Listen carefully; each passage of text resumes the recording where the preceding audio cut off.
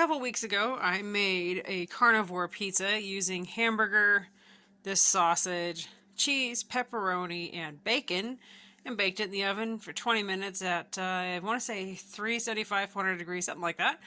Well, the kids have been craving it, and especially Henry, my oldest. He was like, Mom, can you please make that? So I'm going to walk you guys through it. Got a hunk of hamburger here, about a pound-ish worth, pound and a half probably. Got my sausage. That one right there actually used chorizo. We wanted to see how that'll taste. Now, instead of just being carnivore, I am doing a little bit of keto, I guess you could say, because I've got some olives and a bell pepper. Oh my gosh. Vegetables. Yeah, I know. Whatever. It's going to taste amazing, so I don't care. And cheese. Oh, and I forgot the pepperoni, so I'm glad I'm talking and yakking and doing this, because I'm going to top some pepperoni on these. No bacon this time, but that's all right. So anyway, got the hamburger in here. I'm going to pop open my sausage, put it in here, and squish it together. There we go. That's better. We got that dressed up with some pepperoni on there. And over here in this skillet, got that burger, and now I've got that Italian, and I'm just going to squish it up. This is what I did with the chorizo one. Just squashed it by hand. I guess, you could do it in layers if you want. I could have squashed the burger down and then the chorizo on top of it, or the Italian seasoning, or Italian sausage on top. But why not mix it together, right? Kind of even it out. Because I know that sometimes sausage, the way it cooks, and the way hamburger cooks, they kind of separate and pull and do different things. So if I can just combine it, it just might make things easier. I mean, last time I did it, it turned out really, really good this way. So that's just the way I'm going to do it. Plus, it's getting that flavor everywhere. There's hopefully not going to be many spots or any spots that are missing that sausage or chorizo flavor with the hamburger. And I'm going to say that's sufficient enough. And then I just literally just squish it into the pan.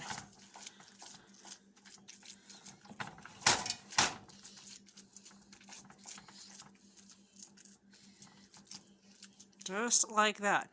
Now let me wash my hands, and then we'll show you the next steps. Well, the next step is cheese. You can use whatever kind of cheese you want. This one just happens to be Colby and Jack because, well, that's what was in sale at the store and what they had handy. I think I did a mozzarella one last time. I mean, you could be creative. I really want to get some pepper jack cheese and do a pepper jack cheese pizza. That one I think would taste really good. And that's probably way too much cheese, but I didn't just say that, did I? Too much cheese? What am I talking about? No such thing. Now I'm going to top it with some pepperoni and then the vegetables. I had been buying pepperoni at Walmart in these little tiny bags. They're about almost $5 a bag. And I was like, gosh, these things are expensive. And then you look at the stuff in their deli aisle and this and that. And it's so hard, it seems like, to find pepperoni. Well, thank you, Albertsons, because they sell pepperoni in this huge sack. Anyway, for $5, just $5, you get that big old sack of pepperoni. And the flavor on this pepperoni is so ridiculously good. It keeps forever in the fridge. I open it and then I put it in a gallon-sized baggie. But it keeps forever in the fridge. We haven't had issues with it going bad. The taste is phenomenal. I like it sometimes just putting it with cheese or even just pepperoni to snack on. It's really good. So if you have an Albertsons, $5 for the Vernon Manor pepperoni. It sure beats buying the stuff at Walmart or somewhere for very little. All right. So on these two pizzas, I had one bell pepper. I split between the two of them. And on this one, I put 6 of these olives, and I got colossal olives. They were on sale. So, and I've never ever had colossal olives. I've had large ones, but I was like, what's a colossal olive? Well, oh my gosh, how amazing is that? Look at that. It's huge. So, yeah, just because I got colossal olives. And you just slice them, and then you just sprinkle it right on top. And the bell pepper, it's just diced. Now, you could add onion to this if you want. I didn't have any onion. And so, yeah, no onion. And you could add seasoning like oregano or Italian seasoning, or just leave it plain. And I'm not seasoning mine today. I'm just going to leave them plain. We're going to see how that turns out. You could be dressed up with nowhere to go, or you could be all dressed up and ready to go in the oven. I'm going to put these guys in the oven. It's 350 degrees, and I'm going to start my timer at about 20-ish minutes. Oh, I think last time I had my temperature up higher, I really do, but we're just going to start and see what happens.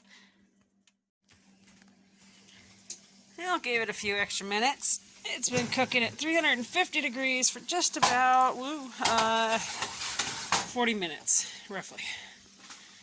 Probably could have brought it out a little sooner, but at least I know it's done, and that's what matters. So there you go, carnivore, keto-y type, ketovore pizzas. And no, we're not going to eat both of these tonight. They look small, but it's amazing how much just a quarter of a piece is. A quarter of a piece is just too much for me. So I know I'm only going to eat an eighth of a piece. So when I'm saying an eighth, so I cut it, I quarter it, and then I quarter that part, or I quarter it, and then those quarters get halved. So I hope that makes sense. But yeah, it doesn't take much because of all the meat for this to fill you up. So if you make this, let me know. Let me know if you tried something different. We'd love to hear from you.